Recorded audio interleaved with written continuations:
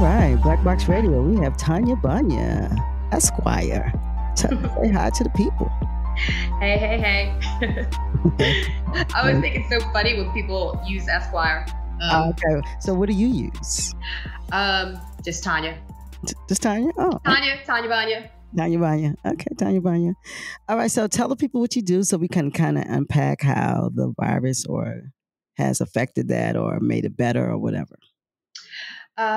So I am an attorney, and my principal area of practice is labor and employment law, mostly plaintiff side legal work, and mostly I'm representing employees who've lost their jobs, people who've been discriminated against. I have a couple of corporate clients, but mostly representing workers. That's interesting work. As you can imagine, it's a very busy time for us because so many people have been impacted with respect to their employment as a result of the pandemic. Okay. So you have that's very busy. Mm-hmm. Unfortunately. Yeah, that's very unfortunate. So when it comes to what's going on with the virus in the country, how do you feel it's being handled from a legal perspective? From a legal perspective? Mm-hmm. Well, I'm not sure. Fine president, are you happy about the response? Am I happy with our president's response? Can I use profanity? Anything you want. It's Black Box Radio. Come on. Okay. Fuck no. Fuck no. This guy is the biggest moron on the planet. And, it was mostly an irritation up until this point, but it is really literally a matter of life and death. And, we're paying for people's bigotry and their sort of knee-jerk response to, the fact that we elected a Black president, and people are paying with their lives now. And it's, I can't even watch it. I can't watch it because it's so distressing to me. It's very distressing. And the messaging we are getting from it, I mean, people are just confused. We have something around us and we're just like, are we getting better? We're not testing. What are we going to do to slow it down? I mean, I don't understand just watching it. Yeah, it's, and this is going to sound really stupid or privileged or whatever, but I feel so guilty about everything that people are going through because, I'm largely insulated from the worst of it. I have, I'm self-employed. I own my own practice. Mm-hmm. We have a number of cases in court that have been delayed as a result of the court closings. But for the most part, we're very busy. And, I have a lovely home. I live in a safe neighborhood. I have the resources to buy food in bulk, so I don't have to go to the store that often. Mm-hmm. And, so many citizens don't have those basic things, and we're a wealthy country. Yeah. It's just this crisis has revealed the real weakness of our social, safety net. Mm-hmm. And then the sad thing is that we had the opportunity. I mean, if there was going to be a silver lining to all of this, my hope would have been that we would finally put in place adequate measures to protect people, because the things that people are going through right now, that so many people are going through right now, people are going through every day. Yep. Every day, people don't have access to healthcare. Every day, people don't have adequate food and don't know how they're going to provide for their families. It's just we're going through this collectively right now. So there's a heightened, concern, and the Republicans are so quick to say, "Oh, well, people are in this position through no fault of their own." Well, you know what? People are in this position all the time through no fault of their own, and we don't give a shit. That's true. That's a lot, but that's what's happening in the richest country in the world. Mm-hmm. That's exactly what's happening. And okay, so let's segue into this relief bill. mm, and the small business mm, mm. catastrophe of like the Ruth Chris and these guys accessing that money. And what do you think about these? How even in a pandemic, they find a way to read, to take. What, Mhm. what do you think about that? I think it's more of the same. Every crisis in America is the opportunity for deep pockets to get deeper. Absolutely. They give scraps to ordinary Americans.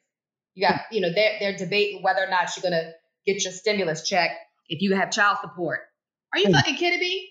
But meanwhile, these huge companies, some of which aren't even experiencing any kind of downturn in their business, are eligible to and have, you know, taken all this money. The big checks are Mhm. going to people with deep pockets, and meanwhile they want to police everybody else who's getting these little bit of pennies. Um, this is America. I mean, it's just more of the same. It's more the same. But one thing about this virus is actually showing a lot of how America is so flawed. It's showing all of the flaws. I'm telling you. And if you don't Mm-hmm. see it, your eyes, something's wrong.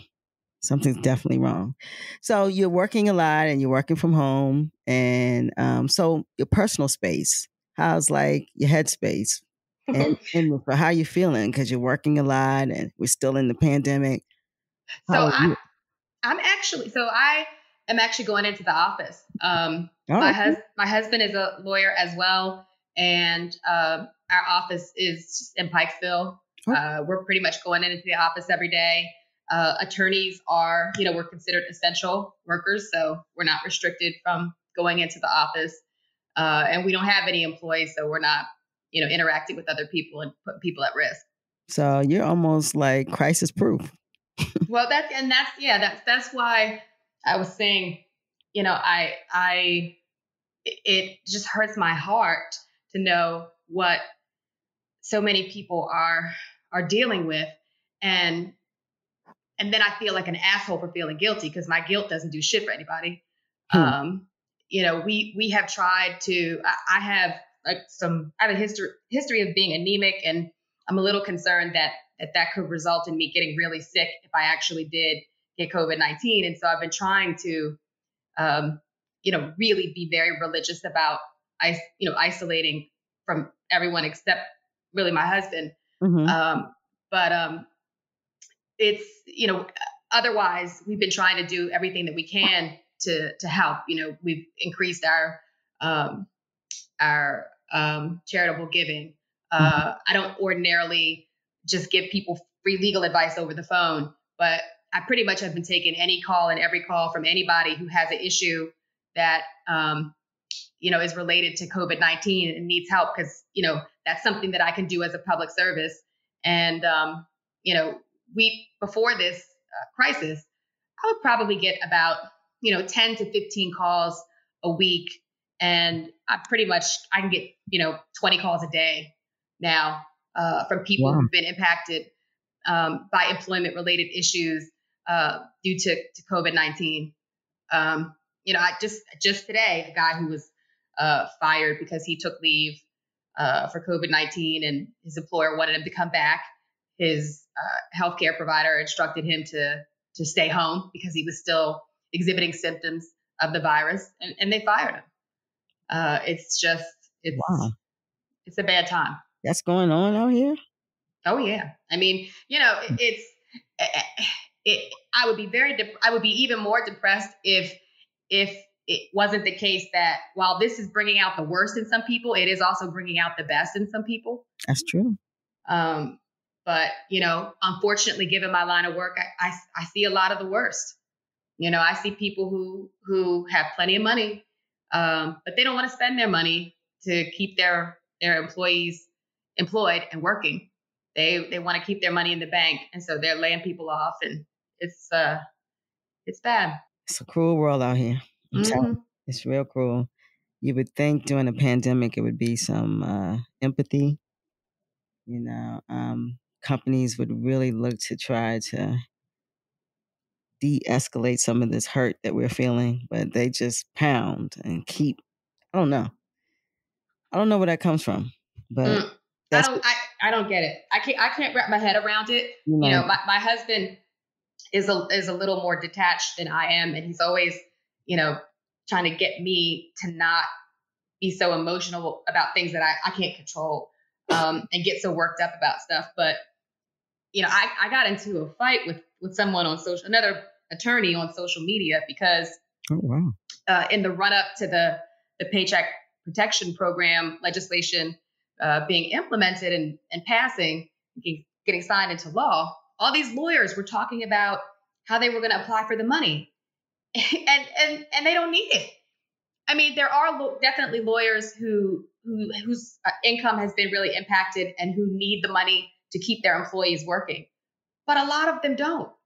And there was this guy like bragging about how he got the money, and I just had this like reflexive reaction, you know, and I was so angry that I called him trash or garbage or something. I don't know, which, you know, you're not allowed to do in this professional group for lawyers. And, you know, I quickly realized that it wasn't the right thing to do. And I took the comment down and I put up something constructive about how, you know, people will judge him based on his action. You know, when people are taking money because they can, not because they need it, and other people don't have food, you know, there should be reputational consequences for this guy. And I was actually really shocked that most of the lawyers in this group supported that man over me. Wow. These are the same people who have problems with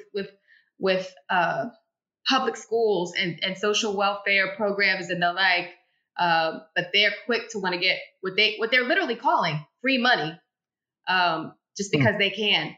And you know, I mean, frankly, we would have qualified for it because you know we can show that we've had a slowdown in our business. On paper, it looks like our income has been impacted, but as soon as the courts reopen, our income is going to bounce right back up. So you know, it's an artificial dip, and a lot of lawyers are taking advantage of that, I believe, and apply for the program when they don't really need it. I don't understand. I mean, my husband and I talked about it for literally like 5 seconds, and we're like, "There's no way. Even if we make half of what we made last year, this year because of the pandemic, we would never, uh, you know, seek that emergency funding when there are people who need it more than we do." Well, not everyone thinks like that.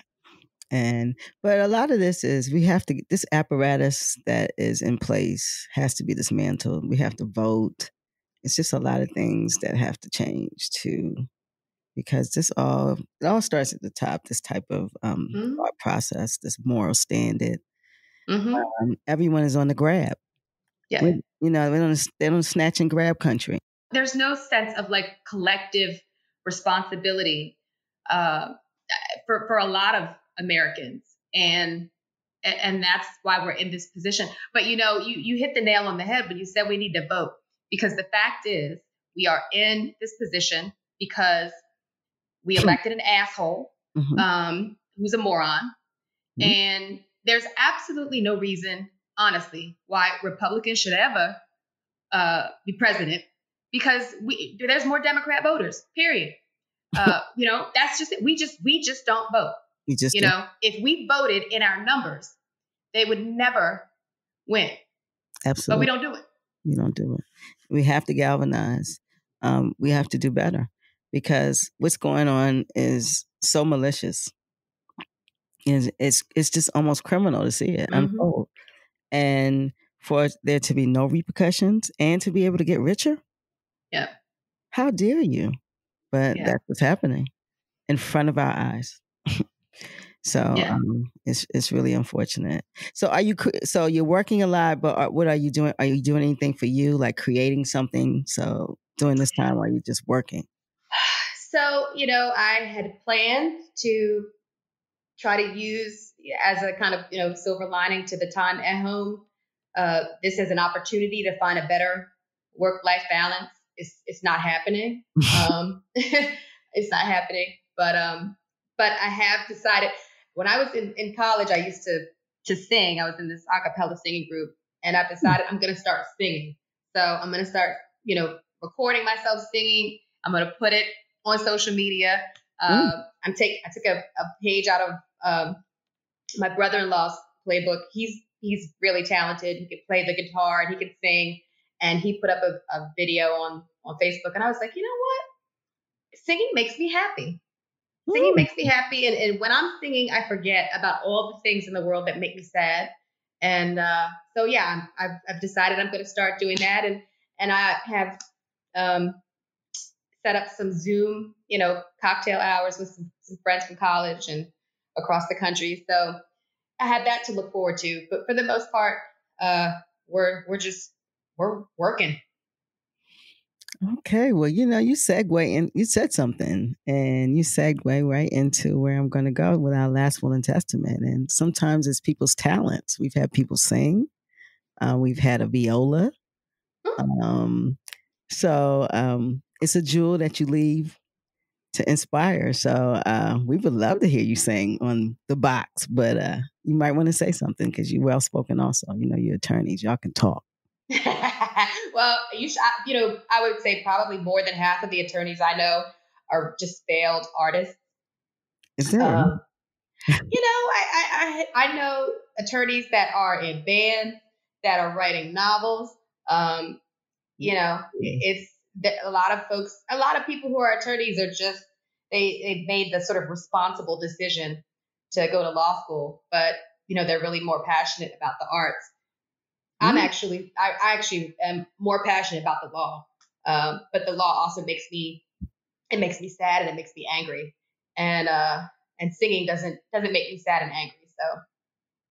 So, this is the last will and testament. What we're going to get? We're going to get something well spoken, or we're going to get a nice song. What kind of jewel are you going to leave on Black Box Radio on the Rona Report? I think that folks are just going to have to tune in. They're going to have to tune in another time for my you're not going to get a preview? Performance. Oh no. Yes, I'm actually really self-conscious, so ordinarily I wouldn't sing unless I have been had able to confirm it's good. Yeah, well, that too. Okay. So we'll take the verbal if it's not going to be the song. So last will and testament. Leave something with the people. Leave a jewel. You know what? I would like to leave with anyone who listens to this. I represent so many Black women who are so strong and beautiful and work so hard for everybody around them and are just beat down by everybody around them. And I want them to know that I see them and I'm here for them. And I know how hard they try to have everybody else's back, and they don't get the same in return. And I want them to know that I have their backs. Always. Always. Respect. Awesome. Respect. G? Tonya, thank you so much for sharing your passionate perspectives during this unique moment in history. We really appreciate you. Thank you for having me. For all of our listeners, if you would like to hear more of the Rona Report, you can find it at blackboxradio.com. That's BLAKBOXXRADIO.com. You can also find Black Box Radio on Facebook and Instagram at Black Box Radio and on Twitter at Box Black. If you're hearing this message right now, we need your help to spread the word. Our messages are being suppressed by social media platforms. So please share this interview with your family, with your friends. Send a text, send an email so that all of these important voices can be heard. All right. This is the Rona Report. We had Tonya Baña. Listen, your genius is so celebrated. I just so appreciate it. And your passion, and I just feel so loved. So I really appreciate what you brought today. Thank you. Really do. This is the Rona Report. It's 5/1/20. We had Tonya Baña. This is Black Box Radio. We out. Peace.